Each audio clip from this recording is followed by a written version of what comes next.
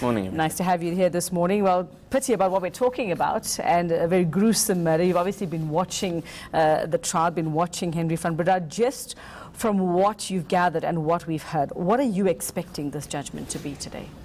Well, it's always difficult to say.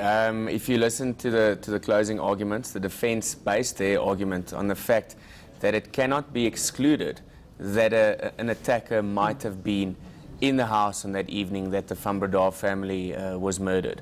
And remember, in our law, the accused person's version must only be reasonably and possibly true, whereas the state must prove his guilt beyond a reasonable doubt. Now, the difficulty that Henri van Breda is sitting with is if he didn't commit these murders, then who did?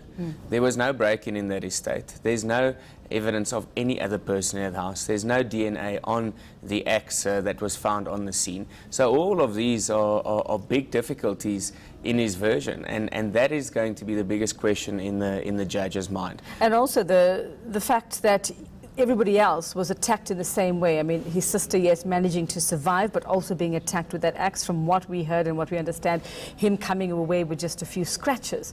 How much of a difference will that make? Well, in terms of those scratches the injuries that he suffered, remember that the court heard damning evidence against him that those injuries were self-inflicted and that they were inflicted immediately after these murders occurred. The same as what we've seen in other high-profile murder cases. The only person who really knows what happened that evening is Henri van Breda. His sister, as a result of the attack, suffered retrograde amnesia. She was not called by the state. She would not have been a credible witness, so a correct decision by the state in that sense. But again, you know, the only person whose version is before the court really is Henri van Breda's. And I think if one had to look at his testimony, again, you know, it wasn't good. He wasn't a witness who sort of seemed to take the court into his confidence. He argued with the judge. He argued with a public prosecutor, and he was on the stand for a number of days and didn't come across as a good witness. And unfortunately, that is what he's going to be measured by the judge, and then, you know, to determine whether his version is reasonably and possibly true. But as I said, the circumstantial evidence presented by the state is very damning in that there's no evidence of anyone else in that house. There's no evidence of any break-in. There are no items that were stolen from the house. So the big question is, if not Henri van Breda, then who committed these murders? And who did? And of course, the prosecutor saying that, you know, this attack also would have been premeditated, that he would have had to arm himself and then, you know, commit these murders in the way that he did, or the order that he did. When it comes to premeditated could be what? Seconds, minutes, days? Are we talking about that you'd have to have hours of planning? What makes up premeditated? So premeditated, defined in the Criminal Procedure Act, is when a person derives a plan, he arms himself with the necessary tools to carry out that plan, and he proceeds to carry out that plan. So that is different from a person acting in a fit of rage or acting on the spur of the moment and then committing a murder. So that is where the difference comes in.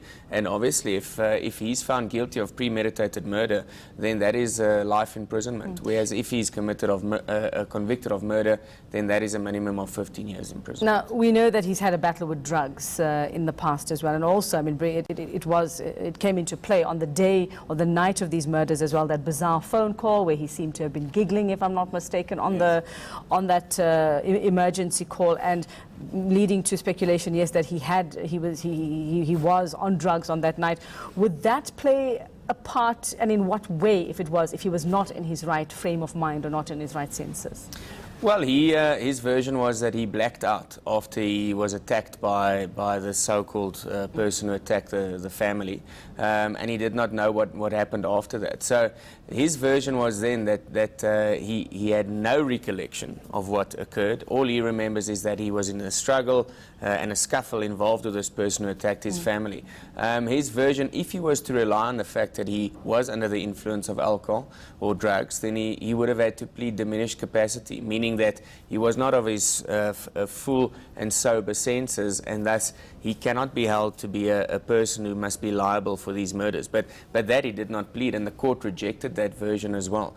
Again, you know, his version being that he blacked out, he didn't know what happened, which the state was at pains to show to the court, well, that's very convenient. Yeah. If somebody wanted to kill you in your family, you were in a state for them to do so. Exactly. And, So- and this version that you blacked out is a mere fabrication. You actually know exactly what happened that evening. So, Ulrich, whatever happens today, whatever this judgment is, what happens if his sister Marley, who now has that retrograde amnesia, remembers at some point, and if it turns out to be in contradiction of what the judgment is? Either way, I'm saying, either way, whether she says he's found guilty and she says it was somebody else, or he's found not guilty and then she comes out later and says it was him. What happens then?